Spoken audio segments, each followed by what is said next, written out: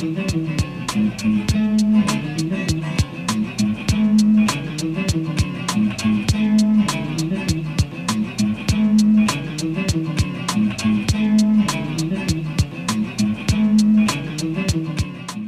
mélange des styles, c'est vraiment intéressant, surtout si on veut un intérieur contemporain. C'est bien de pouvoir y rattacher l'armoire de grand-mère ou des objets plus vintage qu'on a chinés à droite à gauche, qu'on a envie de mélanger avec son intérieur. C'est quelque chose qui apporte vraiment une personnalité au lieu, parce que ça ramène aussi une histoire, quelque chose qui nous est personnel, mais on peut pas, faut pas faire n'importe quoi. Ce qui compte, c'est le bon dosage. Donc, c'est pas de tomber dans l'excès, et c'est surtout pas vouloir équilibrer les deux styles. Il faut choisir.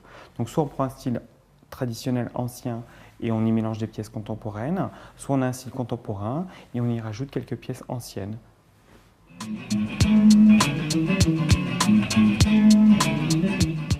n'y a pas de tabou dans l'absolu. Après, ce qui compte, c'est aussi d'avoir le juste équilibre. Et puis, dans une pièce qui est assez intéressante comme la chambre, il ne faut peut-être pas trop la charger, il ne faut peut-être pas trop en rajouter pour se sentir bien, parce que c'est un lieu de repos, c'est un lieu d'amour aussi. Donc il faut que ce soit une pièce qui soit aussi assez apaisée par rapport à ça. Donc c'est peut-être l'occasion de se poser la question différemment. Mais il n'y a pas de raison qu'on ne puisse pas mettre n'importe quelle accessoire de décoration dans n'importe quelle pièce. Même dans les toilettes en fait, on peut rendre des toilettes très déco et peut-être là par contre très chargé.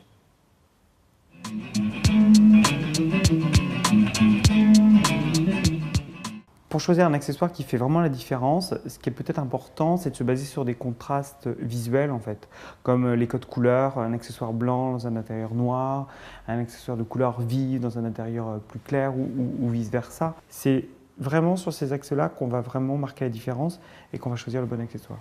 Donc il ne faut pas hésiter à se faire appuyer avec des soutiens et des aides comme des vendeurs en magasin, parce que là au moins, ils vont avoir un vrai recul par rapport à votre intérieur et peut-être trouver la bonne couleur et le bon élément qui va marquer le contraste.